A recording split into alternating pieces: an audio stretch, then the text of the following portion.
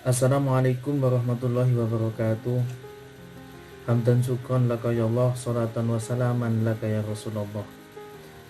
Pertama-tama yang saya hormati Dr. Hajah Luluk Fikri Zuriyah MAG selaku dosen pembimbing pertama.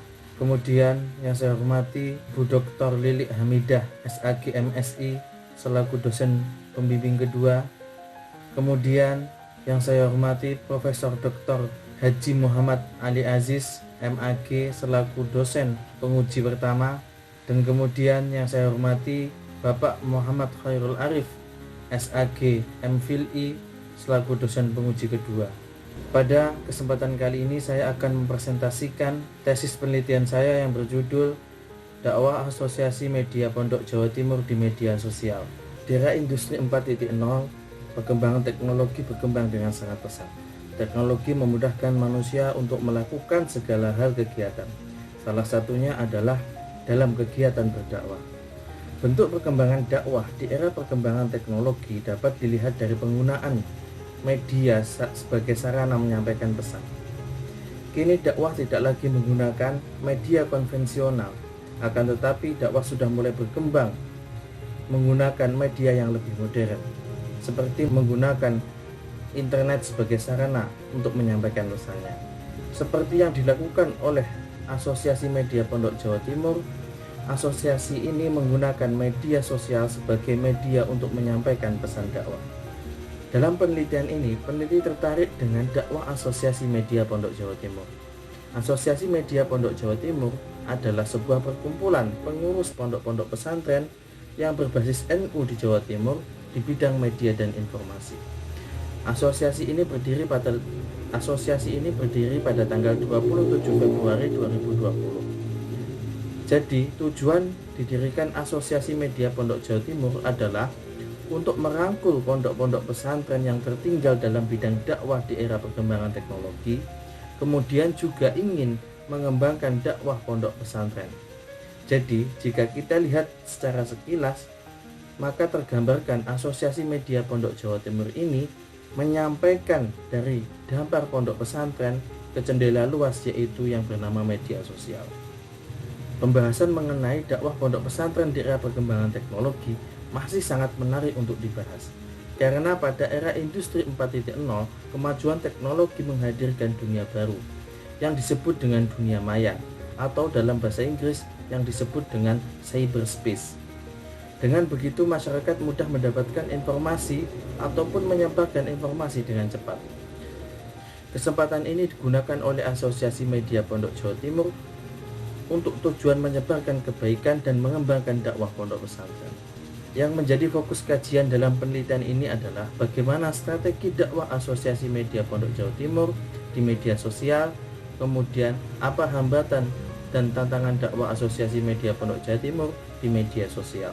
Untuk poin selanjutnya adalah rumusan masalah. Berdasarkan latar belakang yang saya sebutkan di atas, maka rumusan masalah yang diajukan dalam penelitian ini adalah yang pertama, yaitu bagaimana strategi dakwah Asosiasi Media Pondok Jawa Timur di media sosial, dan yang kedua adalah apa hambatan dan tantangan Asosiasi Media Pondok Jawa Timur di media sosial. Dalam penelitian ini, peneliti menggunakan metode penelitian kualitatif dengan jenis penelitian yang digunakan adalah kualitatif deskriptif dengan pendekatan fenomenologi dan etnografi media. Penelitian kualitatif merupakan sebuah penelitian yang bersifat interpretatif dengan menggunakan penafsiran yang melibatkan banyak metode dan menelaah dalam permasalahan penelitian. Sehingga berdasarkan hal tersebut, penggunaan metode deskriptif menggambarkan secara sistematis dan mendalam terkait fokus penelitian yang mengkaji tentang dakwah Asosiasi Media Pondok Jawa Timur di media sosial, serta hambatan dan tantangan dakwah Asosiasi Media Pondok Jawa Timur di media sosial. Artinya, dalam penelitian ini tidak menggunakan hitung-hitungan angka, namun dalam penelitian ini menyajikan data yang dianalisis secara mendalam. Poin selanjutnya yaitu adalah temuan penelitian dan analisis penelitian. Mengacu pada artian strategi dakwah menurut Profesor Ali Aziz adalah sebuah cara atau ketentuan yang telah dirumuskan untuk kegiatan menyampaikan pesan dakwah. Dalam konteks ini yang perlu digarisbawahi adalah tentang perumusan strategi dakwah. Jadi sebelum melakukan proses dakwah ada perencanaan yang telah dirumuskan. Menurut Hafinuddin, langkah-langkah perencanaan dalam strategi dakwah itu ada 5. Yang pertama yaitu menentukan sasaran. Yang kedua yaitu merumuskan pokok masalah. Yang ketiga yaitu merumuskan isi dakwah. Dan yang keempat adalah merumuskan paket-paket dakwah. Dan yang kelima yaitu adalah evaluasi kegiatan dakwah. Untuk poin yang pertama, dalam rumusan strategi dakwah adalah tahapan menentukan sasaran dakwah atau halayak. Halayak utama dalam dakwah media Asosiasi Pondok Jawa Timur adalah masyarakat Jawa Timur dan sekitarnya. Namun dengan penggunaan media sosial sebagai media dakwah, kini dakwah Asosiasi Media Pondok Jawa Timur mempunyai efek sasaran yang luas. Karena media sosial ini mempunyai fungsi yang lebih canggih, yaitu dapat menyampaikan pesan secara cepat dan luas. Tahapan yang kedua yaitu merumuskan pokok masalah. Dalam penelitian ini, menemukan pokok permasalahannya adalah tentang tertinggalnya dakwah pondok-pondok pesantren di Jawa Timur akibat perkembangan dari teknologi. Sehingga perlu adanya inovasi dan gebrakan, yaitu kemudian muncul Asosiasi Media Pondok Jawa Timur. Kemunculan Asosiasi Media Pondok Jawa Timur ini berusaha mengembangkan dakwah pondok pesantren sebagaimana yang telah berjalan. Untuk tahapan yang ketiga adalah menentukan isi pesan dakwah. Dalam penelitian ini menemukan beberapa poin yang merupakan isi dari dakwah Asosiasi Media Pondok Jawa Timur. Yang pertama yaitu pesan untuk mengenalkan pondok pesantren di Jawa Timur yang berbasis Nahdlatul Ulama ke masyarakat luas, seperti budaya pondok pesantren, kegiatan-kegiatan yang ada di pondok pesantren, kemudian kajian-kajian yang ada di pondok pesantren, ataupun pendidikan yang ada di pondok pesantren. Yang kedua yaitu mengajak masyarakat untuk mengenal ajaran ahli sunnah wal jamaah an-nadliyah yang berbasis pondok pesantren.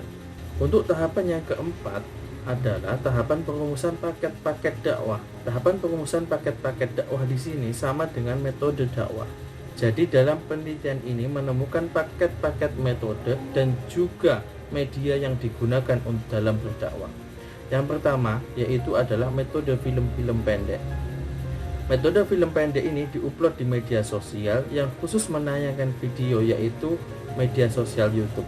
Jadi pada paket yang pertama, metode film-film pendek dengan menggunakan sarana media sosial YouTube. Untuk paket yang kedua yaitu adalah live streaming pengajian kitab kuning.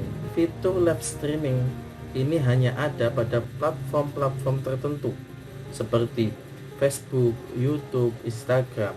Jadi, untuk paket yang ketiga yaitu pengajian kitab kuning dengan menggunakan media sosial YouTube, Facebook, dan Instagram. Untuk paket yang ketiga yaitu menggunakan metode quote. Quote ini dalam bentuk gambar dan video pendek, sehingga pada media Pondok Jawa Timur ini diupload di media sosial yang berbasis foto dan yang menampilkan video pendek, yaitu seperti Instagram dan TikTok.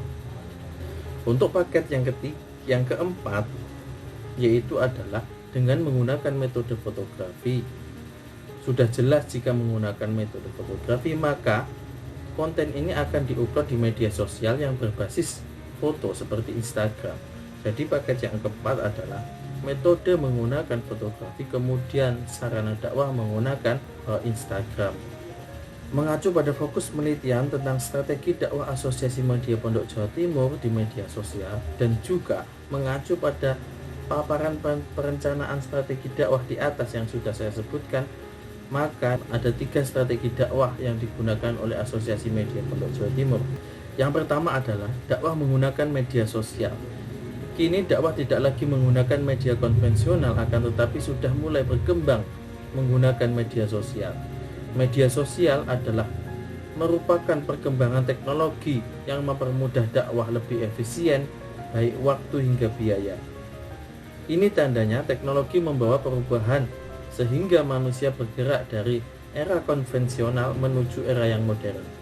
Fenomena ini sesuai dengan teori determinisme teknologi yang dicetuskan oleh Marshall McLuhan pada tahun 1962, yang ide dasarnya teori ini berbunyi, Perubahan yang terjadi pada berbagai macam cara berkomunikasi akan membentuk pola keberadaan manusia itu sendiri. Teknologi membentuk individu, bagaimana cara berpikir, bagaimana cara berperilaku dalam masyarakat, dan teknologi tersebut mengarahkan manusia bergerak dari abad teknologi satu ke abad teknologi yang lain. Dalam penelitian, peneliti menemukan 4 macam media sosial yang digunakan oleh Asosiasi Media Pondok Jawa Timur. Yang pertama yaitu adalah Facebook, YouTube, Instagram, dan TikTok. Untuk strategi yang kedua yaitu adalah strategi menggunakan metode-metode yang unik, yang menarik, seperti film pendek, live streaming pengajian kitab kuning, menggunakan quote-quote nasihat para pengasuh pondok pesantren yang didesain dengan tampilan yang menarik dan elegan. Kemudian yaitu menggunakan dakwah seni fotografi. Strategi yang ketiga dari dakwah Asosiasi Media Pondok Jawa Timur adalah madrasah media. Madrasah media ini dibentuk oleh Asosiasi Media Pondok Jawa Timur dengan tujuan untuk mempersiapkan sumber daya manusia yang mumpuni dalam mengembangkan dakwah pondok pesantren di era perkembangan teknologi dan informasi. Kemudian juga membentuk dakwah milenial dari pondok pesantren dengan konten-konten yang berkualitas di media sosial. Kemudian mengacu pada fokus penelitian yang kedua yaitu hambatan dan tantangan dakwah media Pondok Jawa Timur di media sosial. Kemajuan teknologi membawa banyak keuntungan bagi pelaku dakwah, namun tidak dipungkiri bahwasanya juga menimbulkan hambatan dan tantangan sebagaimana yang dialami Asosiasi Media Pondok Jawa Timur dalam menyampaikan pesan dakwah. Poin yang pertama adalah hambatan. Dalam penelitian ini menemukan hambatan yang pertama yaitu adalah soal jaringan internet. Kurang merata jaringan internet di daerah pelosok-pelosok anggota media dari Pondok Jawa Timur sehingga menjadi susah untuk melakukan dakwah seperti melakukan live streaming dan lain sebagainya. Yang kedua yaitu adalah sumber daya manusia yang kurang mumpuni dalam bidang media dan informasi. Untuk yang ketiga yaitu adalah masalah internal. Jadi pada sebuah asosiasi, masalah internal seperti miskomunikasi itu sangat sering terjadi karena di dalam sebuah asosiasi itu tidak hanya ada satu kepala namun ada beberapa kepala. Dalam penelitian ini contoh miskomunikasi adalah dalam semisalnya adalah pembuatan konten seperti live streaming pengajian. Jadi jadwal live streaming pengajian itu kadangkala tabrakan. Nah, itu terjadi karena adanya miskomunikasi. Untuk poin yang kedua yaitu adalah tantangan. Dalam penelitian ini menemukan 2 tantangan besar yang menjadi tantangan Asosiasi Media Pondok Jawa Timur dalam berdakwah di media sosial. Yang pertama yaitu adalah semakin banyaknya persaingan konten. Dengan perkembangan teknologi, pola pikir masyarakat kini semakin berkembang sehingga semakin menjamurnya konten-konten kreator dari semua jenis kalangan. Mulai dari konten yang berbau Islam dan konten-konten yang di luar Islam, dan ini dapat mempengaruhi tingkat keimanan seseorang. Jadi persaingan konten ini adalah merupakan sebuah tantangan dari Asosiasi Media Pondok Jawa Timur berdakwah di media sosial. Untuk yang kedua yaitu adalah perubahan sikap dan karakter khalayak. Akibat perkembangan teknologi, pertukaran budaya sangat mudah terjadi, dan dengan banyaknya budaya yang masuk melalui internet, selain mengikis kebudayaan identitas sendiri, juga mengikis keimanan seseorang dalam beragama. Selain itu, jika kita amati sekarang bagaimana seseorang sangat mudah tersinggung, mudah dalam menyebarkan informasi yang tidak jelas sumbernya. Perubahan sikap ini membuat dakwah harus lebih hati-hati. Seharusnya dakwah di era modern ini bersifat lebih kalem, lebih simpel, tidak bertele-tele dan tidak bersifat menggurui. Jadi perubahan sikap dan karakter khalayak adalah menjadi salah satu tantangan dakwah Asosiasi Media Pondok Jawa Timur di media sosial. Poin selanjutnya yaitu adalah kesimpulan.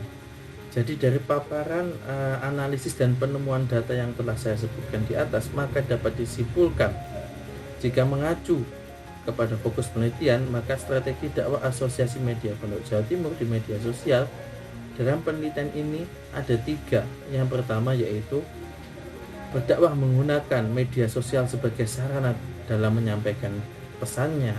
Di sini media Pondok Jawa Timur menggunakan 4 macam media sosial. Yang pertama yaitu adalah Facebook, Instagram, YouTube, dan TikTok.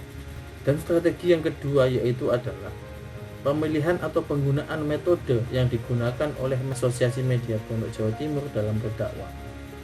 Media Pondok Jawa Timur menggunakan 4 metode. Yang pertama yaitu menggunakan film-film pendek. Yang kedua yaitu menggunakan live streaming pengajian kitab kuning. Yang ketiga adalah metode quote atau nasihat para yai dan para alim ulama. Yang keempat adalah metode fotografi. Kemudian strategi dakwah yang ketiga yaitu adalah madrasah media. Madrasah media adalah merupakan sebuah kegiatan dengan tujuan mengembangkan kualitas SDM dari anggota media Pondok Jawa Timur untuk bersaing di dunia dakwah di era perkembangan teknologi. Untuk fokus penelitian yang kedua yaitu tentang hambatan dan tantangan Asosiasi Media Pondok Jawa Timur. Dalam penelitian ini itu terbagi menjadi 2. Yang pertama adalah hambatan. Hambatan yang pertama yaitu adalah tentang masalah jaringan internet. Jadi kurang meratanya jaringan internet sehingga menghambat Asosiasi Media Pondok Jawa Timur dalam berdakwah. Yang kedua yaitu adalah sumber daya manusia. Sumber daya manusia yang kurang mumpuni, kurang menguasai di bidang teknologi dan informasi, sehingga itu menjadi sebuah hambatan Asosiasi Media Pondok Jawa Timur dalam mengembangkan dakwah di media sosial. Dan yang ketiga yaitu adalah masalah internal. Masalah internal ini mengenai salah informasi yang diterima atau biasa disebut dengan miskomunikasi. Kemudian poin yang kedua yaitu adalah tantangan. Tantangan di sini ada 2. Yang pertama adalah semakin banyaknya persaingan konten, dan yang kedua yaitu adalah perubahan sikap dan karakter khalayak. Demikian adalah sebuah penjelasan dari penelitian tesis yang saya lakukan. Saya akhiri. Wassalamualaikum warahmatullahi wabarakatuh.